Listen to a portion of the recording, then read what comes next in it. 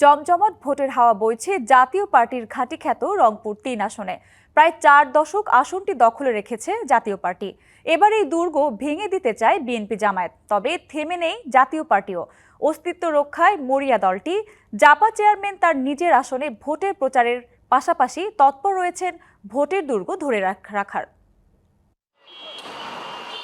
সদর উপজেলা ও সিটি কর্পোরেশনের 10 থেকে 33 নম্বর ওয়ার্ড নিয়ে রংপুর 3 আসন। প্রায় 5 লাখ ভোটারের এই আসন রাজনৈতিকভাবে বেশ গুরুত্বপূর্ণ।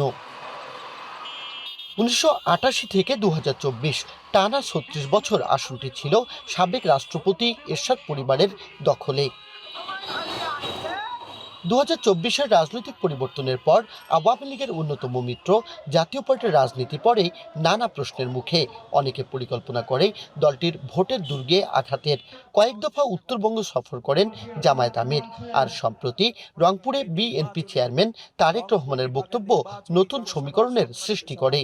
আগামী নির্বাচনে দাঁড়িপাল্লার পক্ষে ব্যাপক রায় মানুষ প্রদান করবে এবং দাঁড়িপাল্লা আমার কাজ জামাত ইসলামী বিজয়ী হয়ে এদেশে সরকার গঠন করবে ইনশাআল্লাহ। তারেক রহমানের ওই দিনের বক্তব্য ধানের শীষে আমার হাতে তুলে দেওয়া ধানের শীষকে অনেক এগিয়ে নিয়ে গেছে। ইনশাআল্লাহ রংপুরের মানুষ এবার ঘুরে দাঁড়িয়েছে।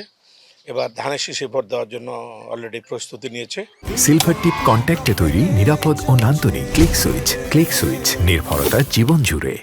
এবার আসনটিতে প্রতিদ্বন্দ্বিতা করছেন 8 প্রার্থী। আগের নির্বাচনে জিএম কাদেরের শক্ত প্রতিদ্বন্দ্বী হয়ে ভোটারদের ভালো সাড়ায় এবারও মাঠে আছেন তৃতীয় লিঙ্গের স্বতন্ত্র প্রার্থী আনোয়ারা ইসলাম রানী।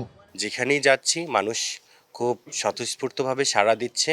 মানুষ আমাকে নিয়ে আনন্দিত, উচ্ছ্বাসিত। সকলেই শুধু এক নজর রানী আপাকে দেখতে চায়। শেষ মুহূর্তে দুর্গ রক্ষায় সব শক্তি নিয়ে মাঠে সরব জাতীয় পার্টিও। অতীতের দুটি নির্বাচনে জিএম কাদেরকে সশরীরে তেমন প্রচারণায় দেখা না গেলেও এবার প্রতিটি দুয়ারে কড়া নাড়ছেন তিনি। যদি ভোট সঠিকভাবে হয়, সবাই ভোট দিতে যেতে পারে এবং ভোট যদি সঠিক গণনা হয় এবং সঠিকভাবে রেজাল্ট ফলাফল ঘোষণা করা হয়, তাহলে আমরা বিপুল ভোটে জয়ী হবে বলে আমি আশা করছি। স্থানীয় রাজনীতিতে একসময়ের প্রতাপশালী জাতীয় পার্টি এবার রংপুর জেলার 6 আসনের মধ্যে 5টিতেই প্রার্থীর বৈধতা পেয়েছে। এর মধ্যে 2-1টিতে ছাড়া অন্যগুলোতে প্রচারণায় কিছুটা পিছিয়ে প্রার্থীরা। Majed Masud, DBC news, Rangpur.